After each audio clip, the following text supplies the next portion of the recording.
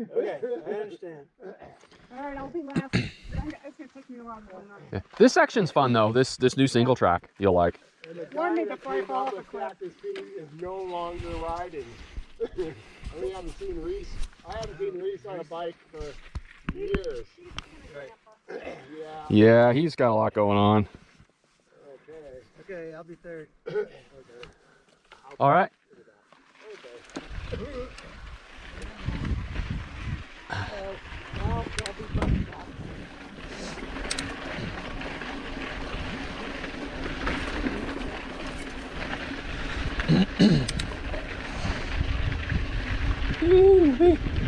Yeah, this new single track is sick.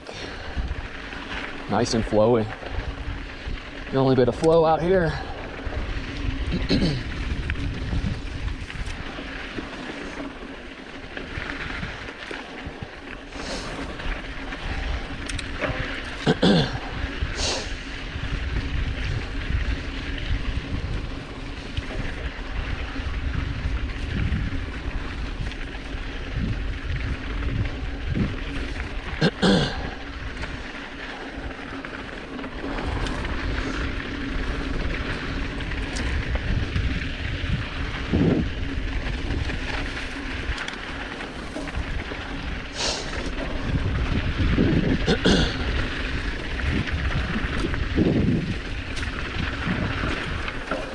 Oh yeah, that's fun.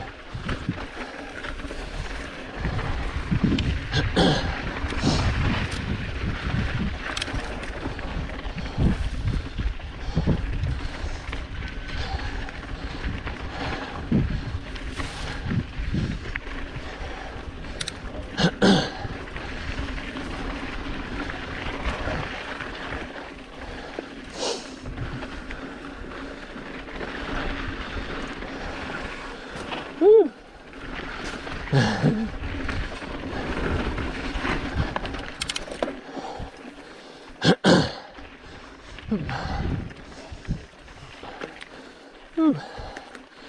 A diversion here.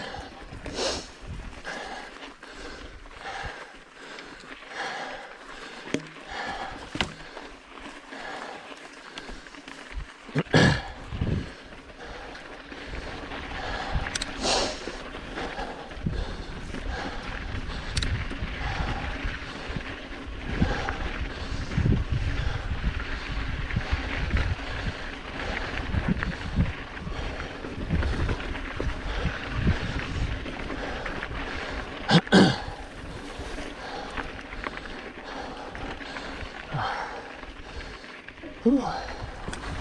Uphill.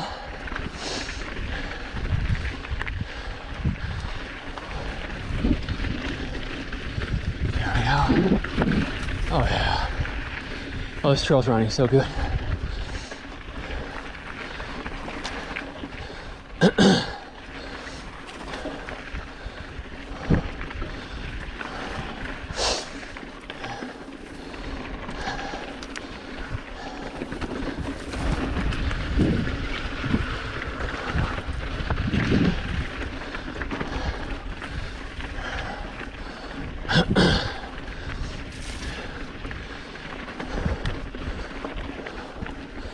There we go. We're downhill here.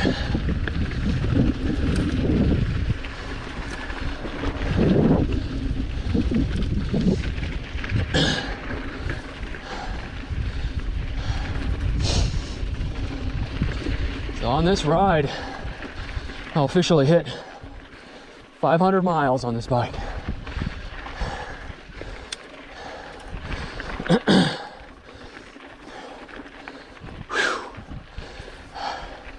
It's all like up and down.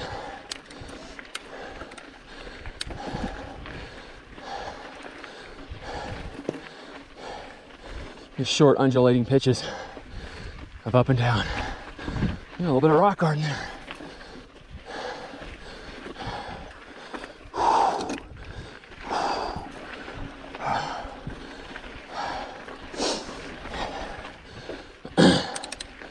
Well, I guess I need to look at doing a 500-mile review on this bike.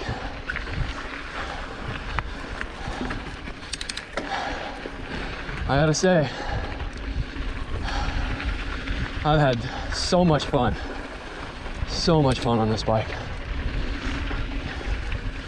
Well, it's a crime what I paid.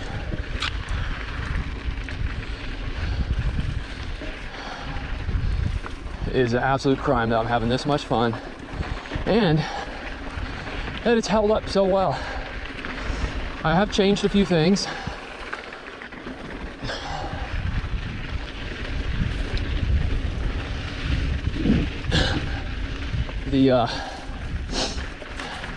The chain, I think it's what the SRAM NX chain that it came with, ended up wearing after about just over 300 miles, between 300 and 400 miles. I had to change that out. I'm running an XX1, which is same chain I run on my Santa Cruz, my Blur. I typically get almost a year out of an XX1. I went with the, I believe it's called Rainbow, maybe Oil Slick, that color scheme, and it looks sick with the ice gray color of this frame. That was that. And the ODI grips that came with the bike were decent, but I really like the ESI foam. So I'm currently running a pair of the ESI. Went with purple. Wondered if maybe blue would go better, but I like the color purple, so I think it goes all right with the bike. This is just fantastic. This new trail. We're up in the Burro Mountains. There we go. That's the end of the single track for now. We gotta climb up this double track now, connect back into the Continental Divide. We'll regroup. Yeah, this new section of trail from Redrock Road and the Continental Divide. Peter! Pretty neat, huh? Yeah. I mean, they've done a lot of work on that. What's that? Amazing, right? Because we used to have to just go up the road. Oh, really? Oh, yeah. And I mean, we do a little on the road, and then we'll reconnect to the single track a little further up. Yeah, I did the LS Mesa run. You want to go ahead, Miriam? This is a steep little drop into the trail. There's something I'm going to die. Yeah, you go ahead, Chris. You sure, Jim? Yeah, I want to see where the bad spots are. You want to see where I die?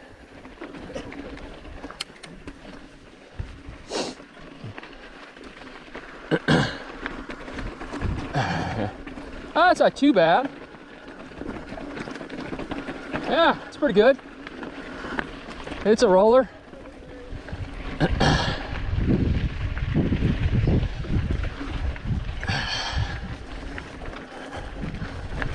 Back on the single track. We'll spare you all the huffing and puffing up the ATV track to get here.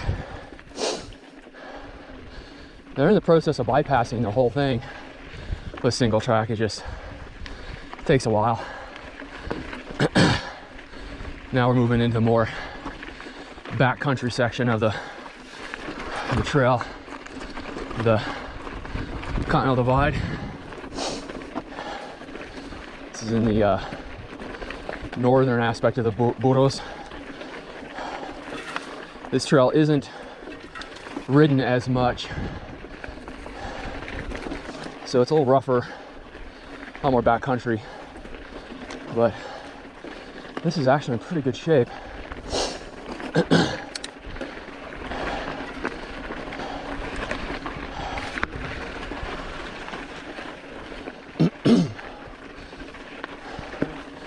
First time this year we've been up here. We did the southern part. You drive up, it's called Redrock Road. it'll become dirt. It'll become a Forest Service road. There's a few more miles there, and then there's the Continental Divide crosses Redrock Road. If you go south, it'll take you into Dead Man Canyon, and we're headed north towards Saddlerock. Anyway, if you like backcountry riding, this is a good place to go. And the burrows drain and dry quickly, so this is generally better at winter riding. And if you have a really big monsoon season, these are pretty good for that as well, if you get a lot of moisture in the Pinos Altos range. Oh yeah, this is running pretty decent here. Anyway, this is the kind of trail I love taking this bike on, because it, it still has a good cross-country character to it, but its geometry is a little more forgiving, so it just really strikes a nice balance. I think YT really compromised well on this bike, and it's just a really good quintessential trail bike. Remember when I first really got into mountain biking, it was in 2015. I was riding a bike from 2004 or 5, an old bike I had, and I bought a Trek. It was a Trek Fuel EX7, that beautiful kind of like a metallic red-orange color. And the feeling that I got going from that old bike to that new Trek was the same kind of feeling I got when I hopped on this. Like, oh man, this is, it goes up well, it goes down well, you can ride it all day. It just feels great. It's I'd say like a jack of all trades, master of none kind of bike. Just like I said, quintessential trail bike. I love it. Ooh, what do we got here?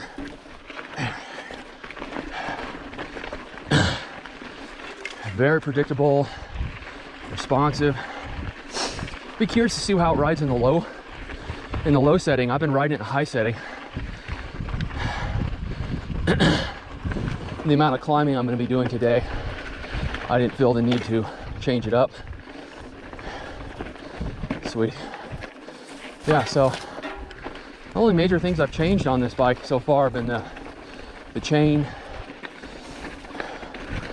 I did put a GX shifter and rear derailleur on. Converted the tires to tubeless, but that was easy. YT actually sent me, they're already pre-taped. Swapped out the ESI, the ODIs for these ESIs, but the ODI grips were just fine as well. And I will be upgrading the tires. It's probably the weakest point of this bike so far, been the tires. They're fast rolling and they hold good momentum, but they are not like for this kind of this techier, slicker stuff you see me on today. They don't grip as well.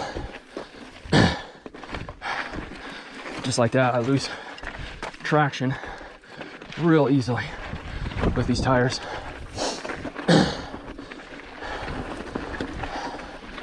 So I'm looking at putting a set of 2.6 Recons on.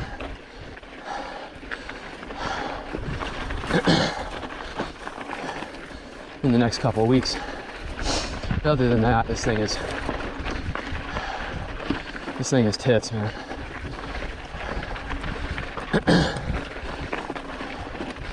I just love these rocky transitions.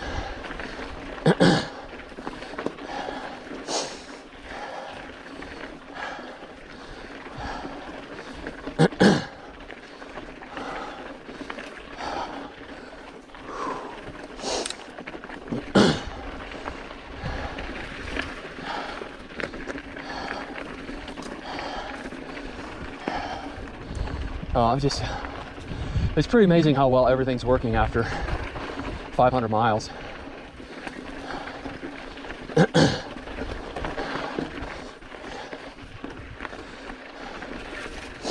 Still shifting great. I think a lot of that's a new chain. I highly recommend the XX1. I know they're 80, 90 bucks, but even if you're running lower end components, I think going with a high end chain, you really get your money's worth. It's strong, it doesn't wear as quickly. And when your chains stretch out and wear, you're not really on it. That causes your other components to wear. So then your cassette's wearing out. And so I think in the aggregate, you pay a little bit up front for a chain that's just solid. And it just saves you money because you're not having to change your chain as often. And you're not putting additional wear on your components. At least that's how I justify the purchase. I've been really pleased with the performance. I'm running the old style driver, the Shimano, they call that a Hyperglide, the HD driver.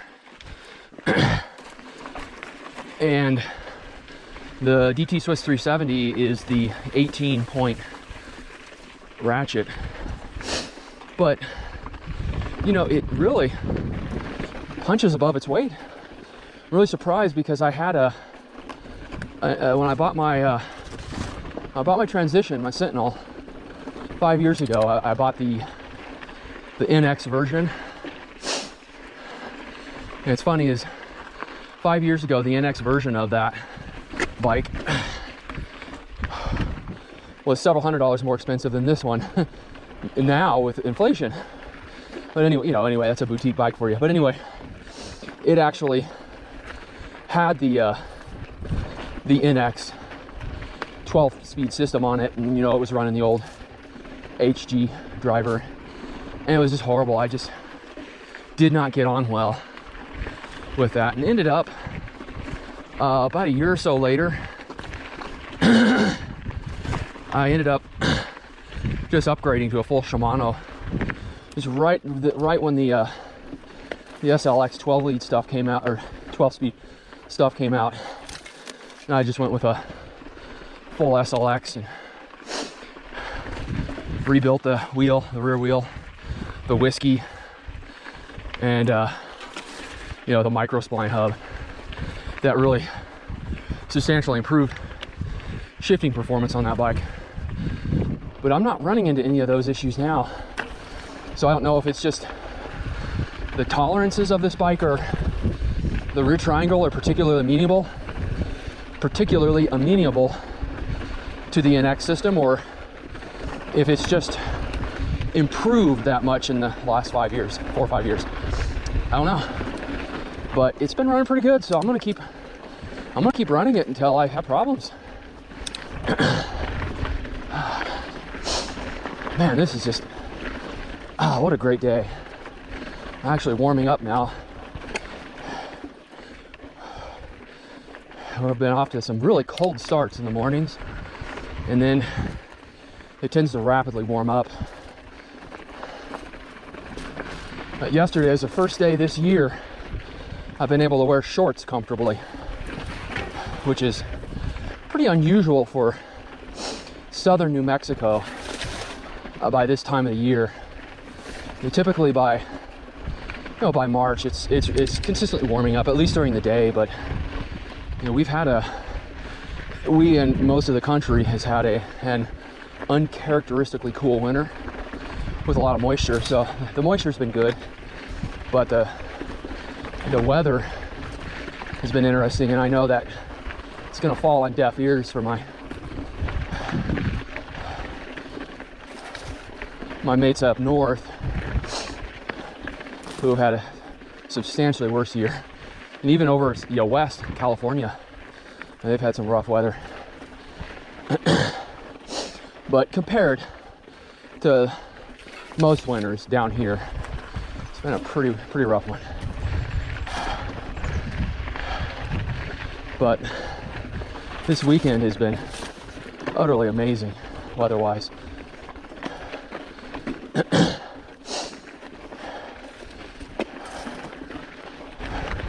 God, look at this. It's just, look at this. This is some of the best riding. And you know, it's hidden. It's just hidden off the path. So it's not overrun with people. And I don't think it ever will be, because, you know, this more backcountry kind of stuff, I don't think it appeals to a lot of people. I think a lot of people, you know, really enjoy the real flowy, curated trail, as do I. But I just love getting into this stuff. And then further up, there are sections where there is no trail, and you're kind of navigating from point to point. I just love it. It's just this entire packaged adventure, you know. And there's always that. I mean, luckily I know this area pretty decently. But boy, I remember when I was first riding out here, you know, there was just a little more anxiety, a little more like, oh man, I'm not quite sure. It just makes you a better outdoorsman, especially with like land navigation. One of the neat things about New Mexico is it's open enough. Yeah, you can see there are trees, you know, a lot of scrub oak and alligator juniper, but it's generally open enough that you can do really good terrain feature association. And being able to understand terrain features, in my opinion, is one of the most important components of land navigation. Funny, back when I was in the military, one of the most threatening concepts to me was land navigation. And I really didn't do much of it as a junior enlisted guy. In fact, I'm trying to think if we did any like proper land nav in basic training. We must have. I went to Fort Benning. It was Fort Benning, Georgia. All the infantry OSET guys, and I was one of the few that was. After that, instead of OSET means on-site training. So all the 11 series, all the infantry guys, the light infantry and the mechanized infantry and the missile gunners would stay at Fort Benning and complete their advanced training, what we call AIT, Advanced Individualized Training, to get their occupational specialty. Whereas I went to Fort Sam Houston to combat medic school, which at that time was 91 Bravo was the MOS. It's changed a few times since. I think it's 68 Whiskey now. But anyway, we didn't really do a whole lot. We talked about it. I remember there were some lectures, and we were using your hand to, you know, your like knuckles were the tops of mountains and the saddles, and you know, so I remember that, and we must have done some sort of course out in the field, because I remember spending a lot of time out in the field and basic training out, you know.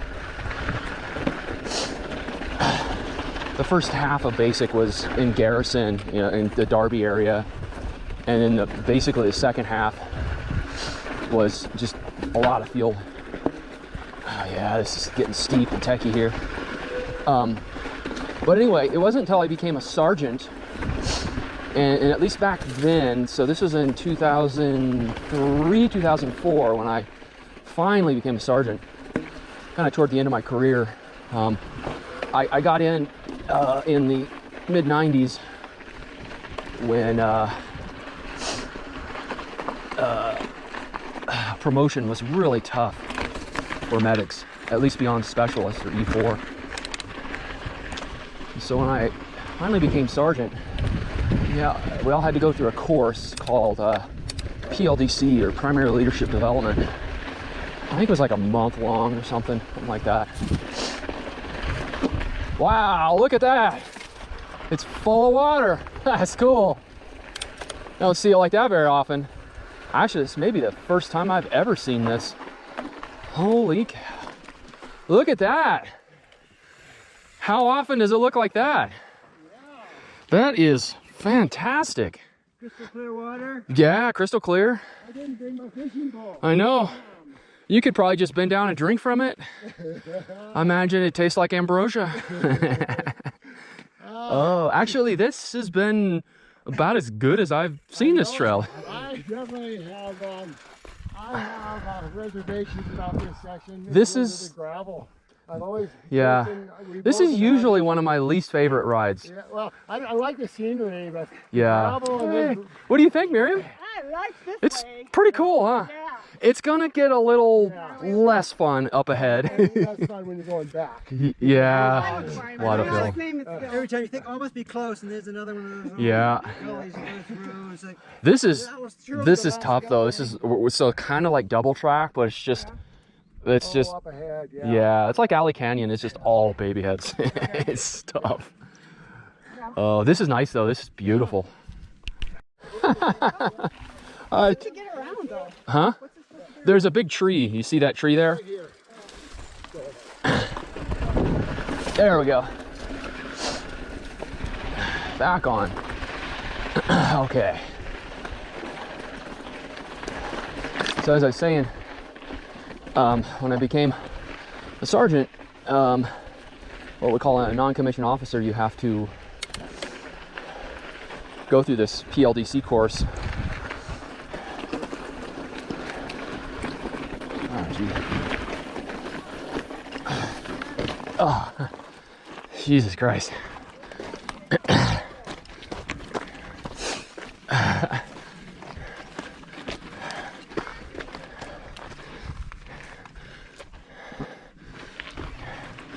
You have to go through this PLDC course, and I think that was the first time where I actually had to do a graded land navigation exercise. Had to do both a day and a night course, and it was, you're given a map and you go into the area and you're given 8-digit grid coordinates, latitude and longitude, for 5 points, and scattered throughout this course. And you know, you're looking at anywhere from maybe 1 to maybe 3 kilometers between all these poles. There were these metal poles, and they had little tags on them that were numbered. And then what you do is you plot your point. You'd have your compass and your protractor and your map, and you plot your first, like, okay, this is the azimuth I need to go, this is the direction I'm going to head into. And you kind of figure, okay, this point's closest to me, and then this one, and then this one. And you do that. And I believe the standard was we had 3.5 hours. And you had to find all the points, and you had to write the numbers down on the little tags. And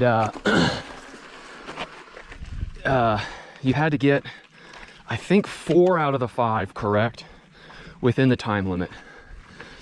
And I was so fucking terrified of this course. It's just unfucking believably terrified.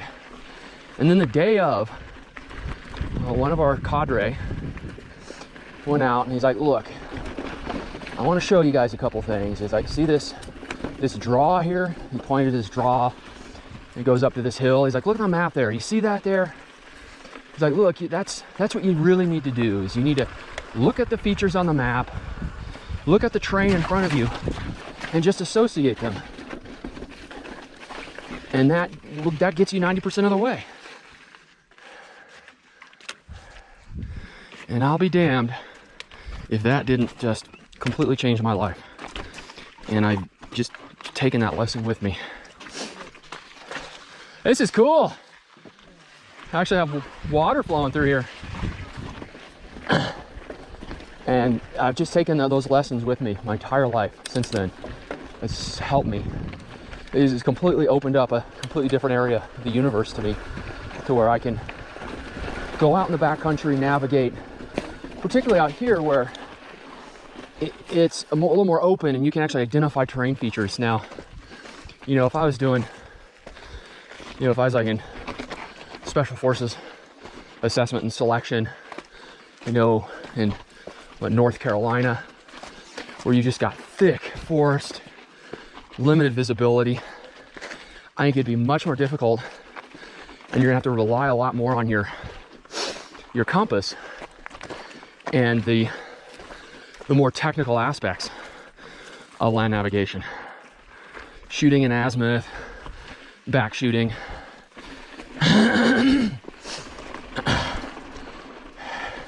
You have your declination angles that you have to correct for, all that. I think that becomes a lot more important in those kinds of environments.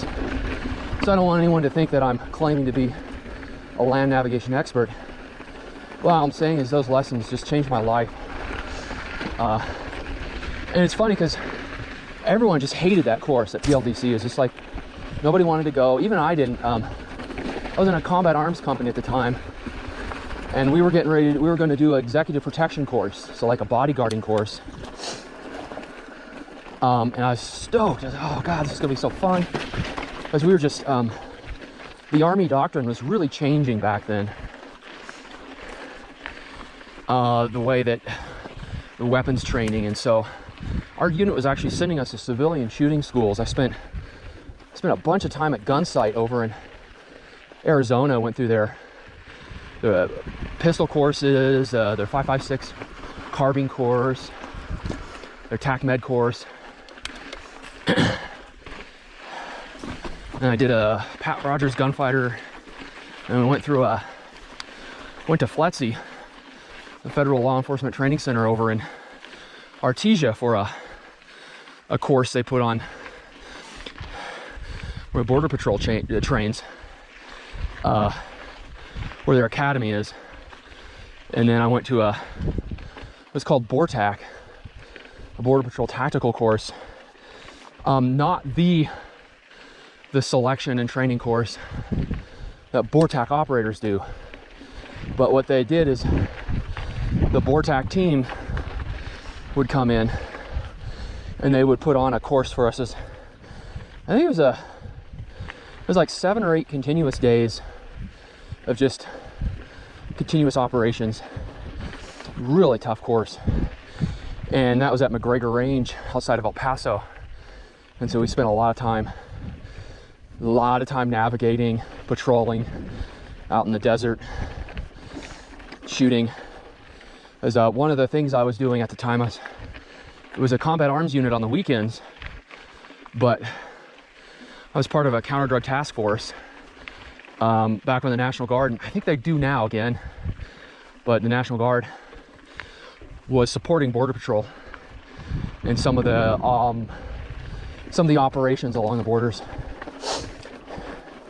So we had a really good relationship. Anyway, I was getting all the weapons training was really changing back in the early 2000s.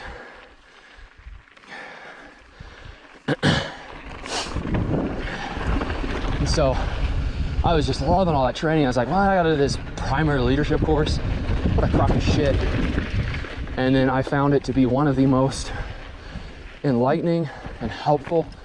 I really learned about like counseling soldiers. I always thought counseling was a bad thing. Like, oh, that's bad, you're in trouble. I didn't know. No, as an E5 buck sergeant, I'm gonna have a squad of soldiers, lower enlisted, I'm responsible for. I need to be counseling them at least once a month, not for bad things, but to help them advance in their career. It's like, oh, I'm talking to them. I'm checking in with them, seeing how they're doing, asking them about what they want to do in their career, how I can help facilitate that. You on the phone? No. Yeah, we're kind of up on the ridgeline now.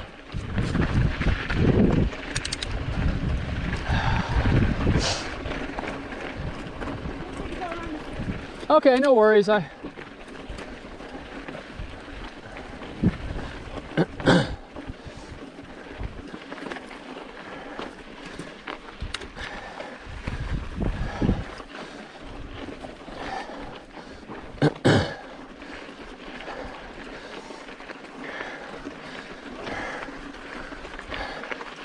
I've gotten spoiled with electronic shifting.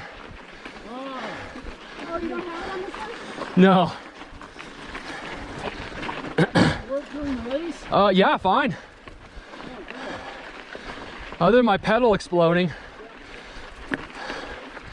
Yeah, everything worked fine. You sure? Okay.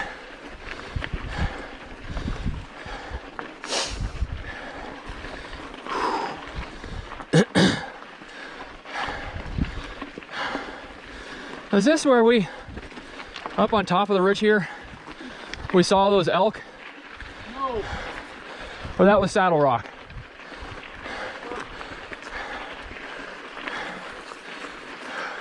I don't remember.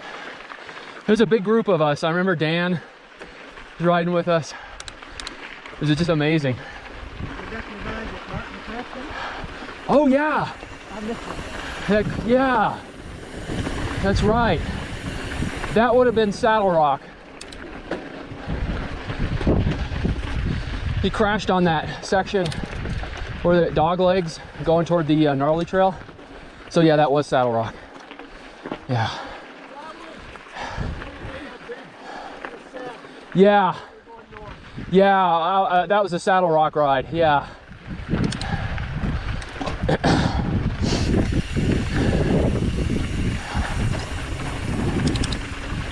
Martin, man, I miss that fucker.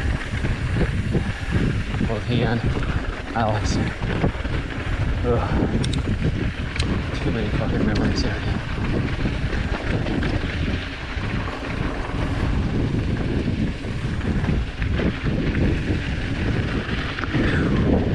I edited out a whole shit ton of climbing this ride.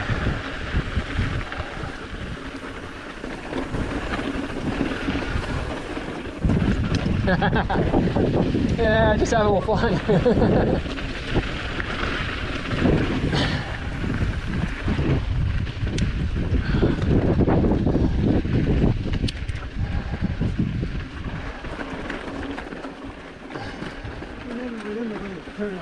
Yeah. Keep looking for a little sign. Yeah. We pick up the single track again. It's coming up, I think.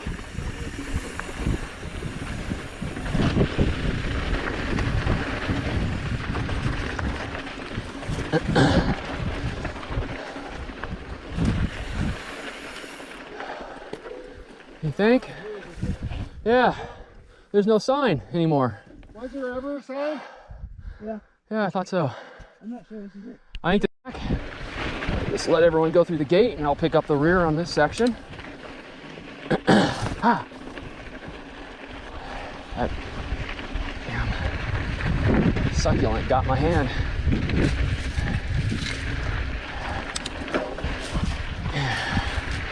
Catch up with the quote-unquote Peloton.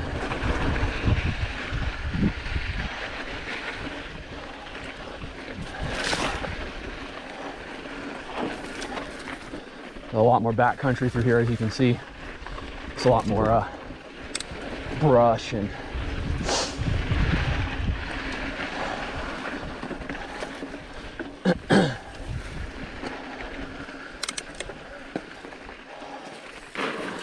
oh.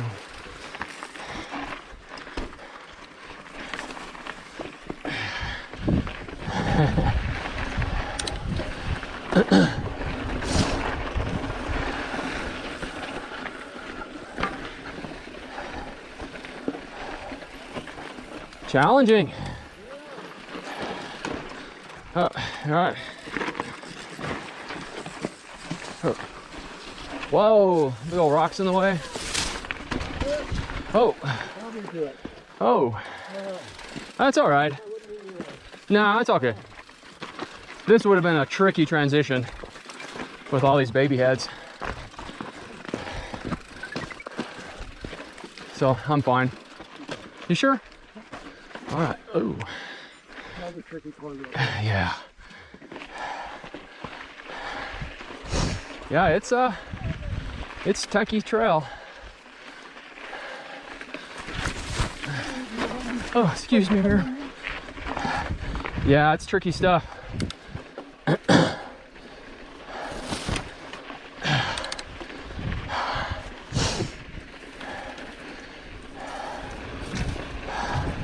Dude, this bike is just, what a pleasure to ride. Even through this rough shit here. This thing is definitely Gila proven, as far as I'm concerned.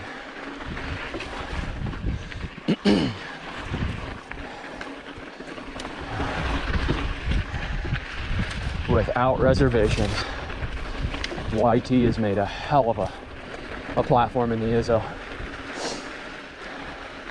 Can't believe I've slept on them for so long. And again, I really like my tranny. Oh, look at that. Just clean that, no problem. Even with these anemic tires.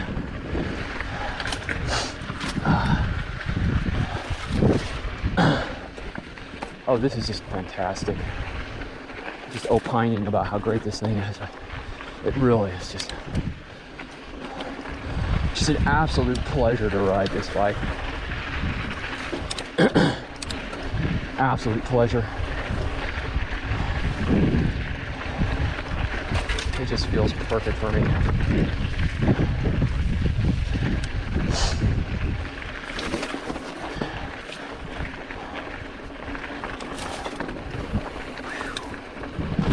Gnarly.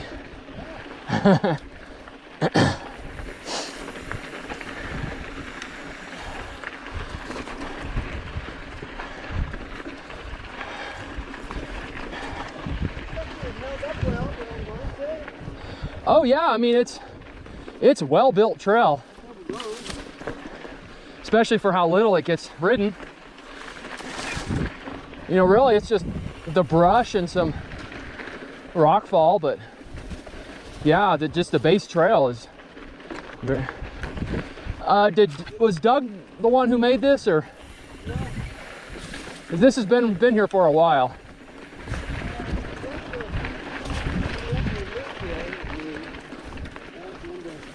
Oh, okay. Yeah.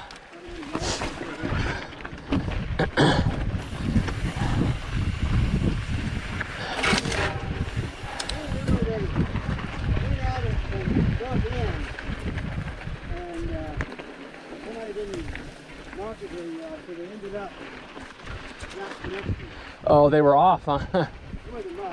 Yeah.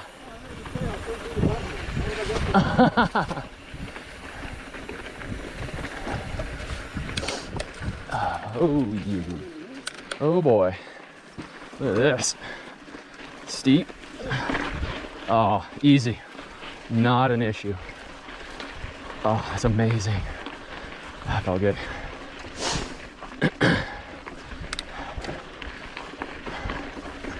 I think some of it is this 32 tooth chain ring up front versus a 34 on my Blur.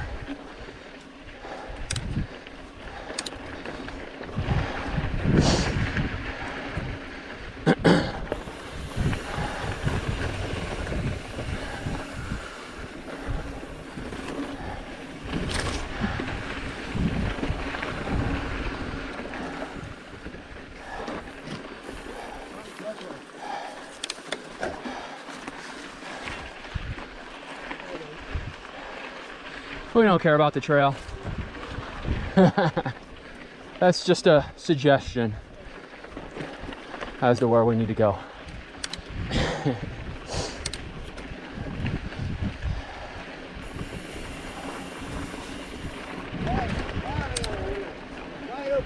Yeah, I actually have what passes for flow out here.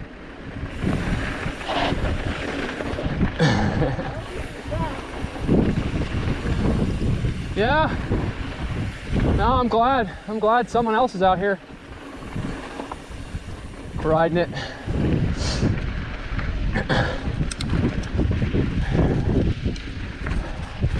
Oh, fantastic. This is one of those experiences. It's so fun on the way to, and then coming back is quite a bit of punishment.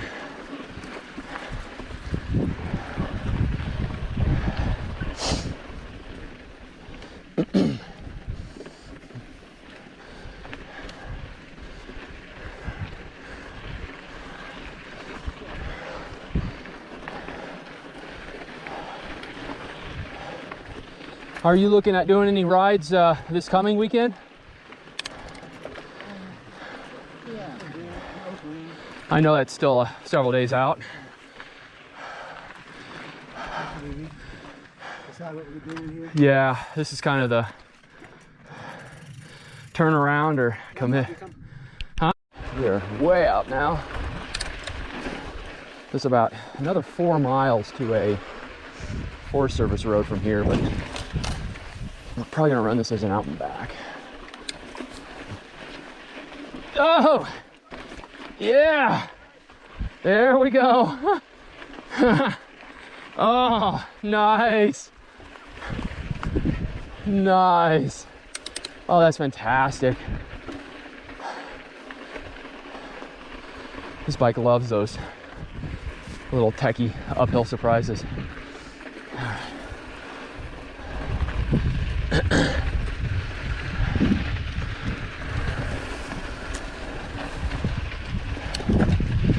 Oh, shit.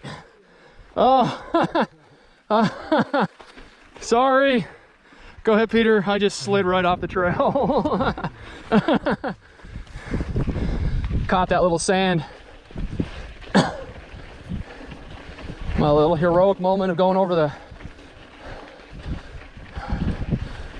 that ledge, and then I blow it in a sand trap.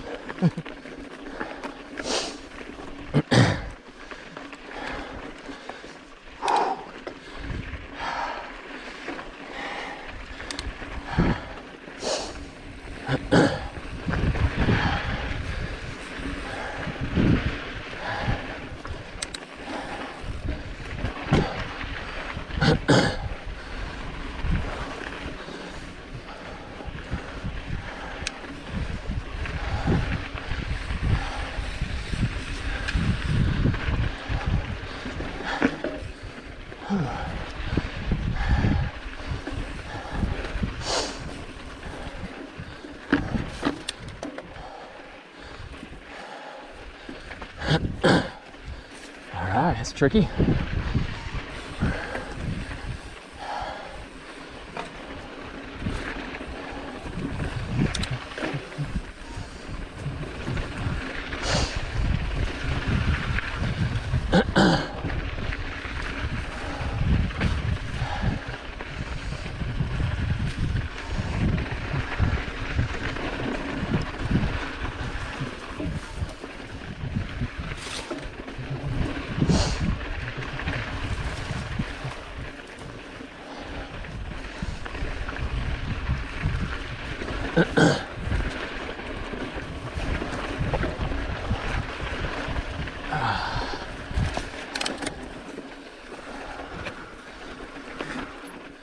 Oh. This is where we stopped last time. Yeah. Oh. I'm not going to try that one. Yeah. It's a hell of a little switch back there. And we got to go up this steep little punch here.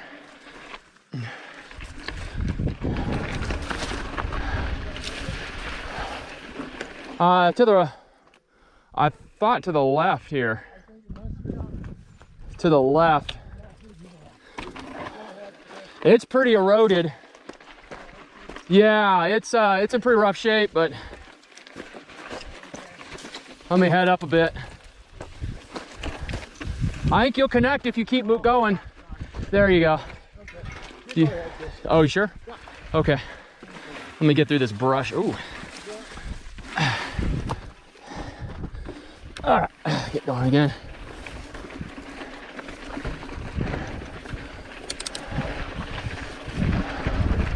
Ooh, look at that. Is that Ferguson? Is it the Ferguson or Bullard Peak? I think it's Ferguson.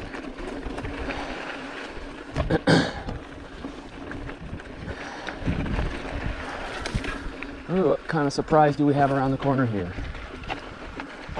Okay. Not too bad. Oh, little sand.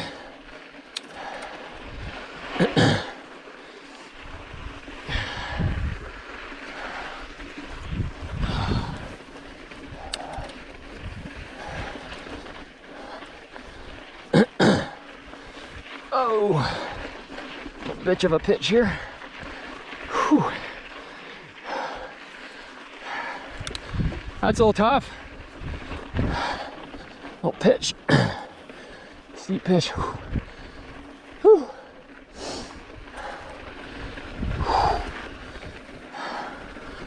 Oh, that's a nice view of the peak. Yeah, it is.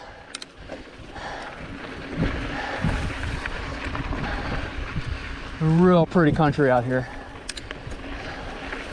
Remarkable.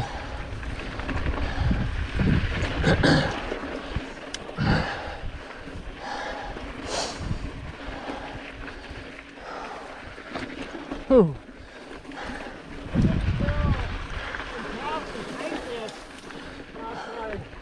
Yeah, back when I think they did it with Hey Joe, right? They hiked at least some of the single track.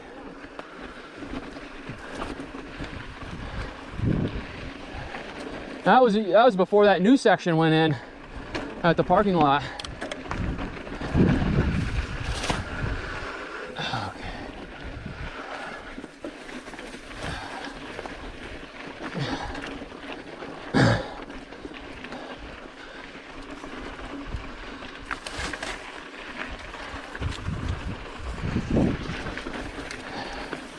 Oh yeah, this is challenging. Little steep ups and downs. It's just undulating.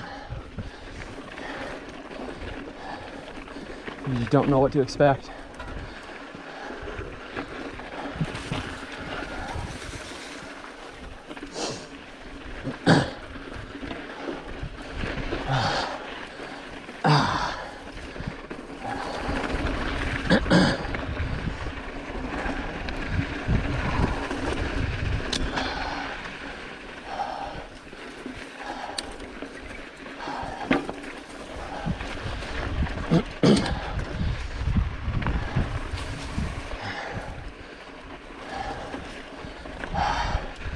Oh, nice. Go downhill. I'll be going up soon enough. This is one of the most slept on areas of riding in the Southwest.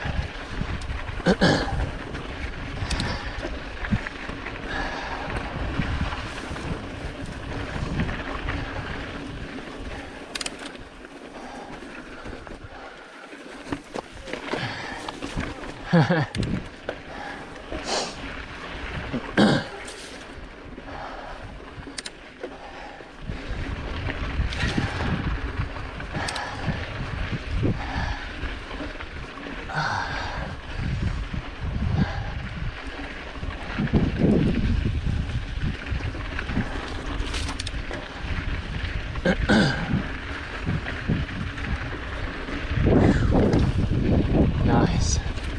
Oh yeah, that is sweet.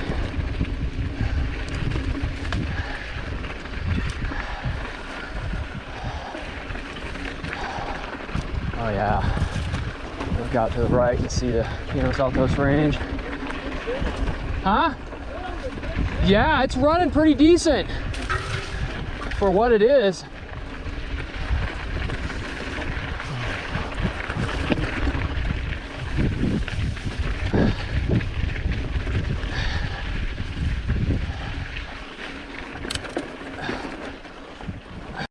Turn around now. Oh shit. Oh, so here's the other trailhead. So we're basically, this goes down to Saddlerock. Saddlerock Canyon. Huh? Yeah. That go down that way? Yeah, and then up. And then there's that canyon that you ride through. We park in that real sandy lot. Yeah. And then go up that canyon. Yeah. Dead Man's Canyon? No, not Dead Man.